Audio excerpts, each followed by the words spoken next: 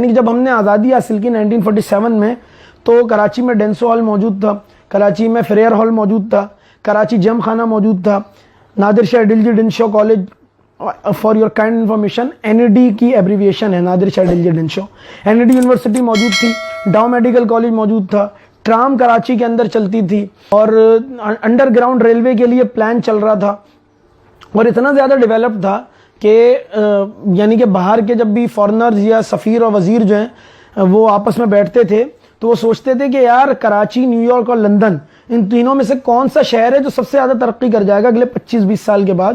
تو سب کا غالب گمان یہ ہوتا تھا کہ کراچی نیو یارک اور لندن سے آگے ہوگا، کیونکہ اتنی زیادہ ڈیولپمنٹ تھی. حال یہ تھا کراچی کے ڈیولپمنٹ کا کہ کراچی میں جب بارش ہوتی تھی تو آدھے گھنٹے پون گھنٹے کے اندر اندر پوری پانی سک کرنے والی گاڑیاں شہر میں ہوتی تھیں، اور آدھے پون گھنٹے کے بعد شہر میں پانی کا نام و نشان نہیں ہوتا تھا.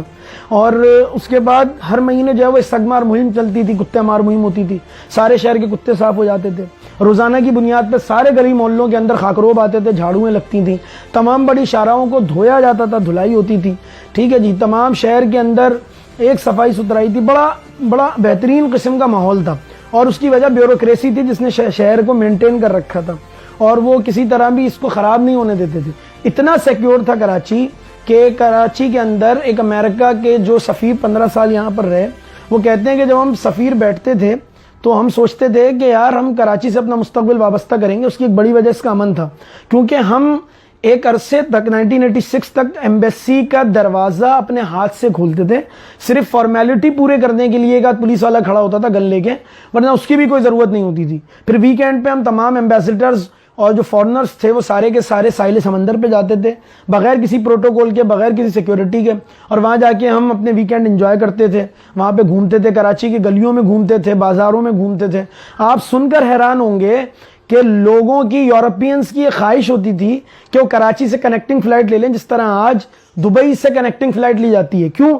کیونکہ کراچی میں 2 گھنٹے کی کنیکٹنگ فلائٹ لیتے تھے، ایئرپورٹ کے ساتھ سائیکلیں لگی ہوتی تھیں، وہ سائیکل رینٹ پہ لیتے تھے اور ایمپریس مارکیٹ آتے تھے. ایمپریس مارکیٹ ڈیولپ ہو چکی تھی، وہاں سے شاپنگ کرتے تھے اور اس بات کو اپنے اعزاز سمجھتے تھے، اور جا کے پھر لوگوں کو بتاتے تھے جی ہم نے کراچی کی ایمپریس مارکیٹ سے، کراچی کسی مارکیٹ سے ہم نے یہ سامان خریدا. حتیٰ کہ وہ امریکن ایمبیسڈر جو یہاں پہ 15 سال رہا، اس نے کہا میں نے اپنی پہلی ہیوی بائک نیو یارک یا واشنگٹن سے نہیں بلکہ کراچی سے خریدی تھی.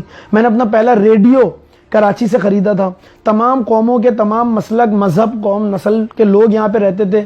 ہندو، پارسی، عیسائی، یہودی یہاں پر آباد تھے، آغا خانی اور اسماعیلی یہاں پہ آباد تھے. آپ کو شاید معلوم نہ ہو، میں آپ کو بتاتا ہوں، لی مارکیٹ کے اندر یہودیوں کا ایک قبرستان ہے. وہاں پہ یہودی اپنے مردوں کو دفن کرتے تھے، اور بڑا ڈیولپڈ قبرستان تھا اس زمانے میں. اب تو خیر لوگوں کو معلوم بھی نہیں ہے. تو پارسی بہت بڑی تعداد میں آباد تھے. صدر الدین ہاشمانی کی کتاب ہے پریویل دا ٹروتھ، اس کو جا کے پڑھیں، سچ کا سفر کے نام سے اس کا ترجمہ موجود ہے. وہ خود ایک اسماعیلی تھے، خانی تھے، پل کانٹیننٹل کے مالک ہیں، اور وہ بتاتے ہیں کہ کراچی میں کتنا امن تھا جب وہ یہاں پہ نوجوانی کے اور لڑکپن کے دن اپنے ذکر کرتے ہیں اس کتاب کے اندر. تو سارے لوگ مل جل کے رہتے تھے. پانی ہر گلی کے کونے پہ ایک ہینڈ پمپ لگا ہوتا تھا، پانی آتا تھا. کوئی منرل واٹر، نہانے کا پانی الگ اور پینے کا پانی الگ، کوئی تصور ہی نہیں تھا. ایک ہی پانی تھا، صاف ستھرا پانی ہوتا تھا. سارے لوگ ایک دوسرے کی عزت کرتے تھے، قدر کرتے تھے، محبت کرتے تھے.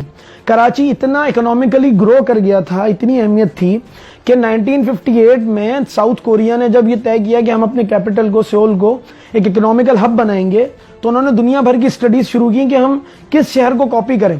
اور پھر ان کا ایک وفد کراچی آیا، اور اس نے آ کے کراچی کا جو بزنس پلان تھا یا کراچی جس طرح ڈیولپ کر رہا تھا، انہوں نے کہا ہم اس کو کاپی کرتے ہیں. اور آج آپ دیکھیں جا کے سیول کہاں چلا گیا ہے اور کراچی کہاں پہ کھڑا ہے.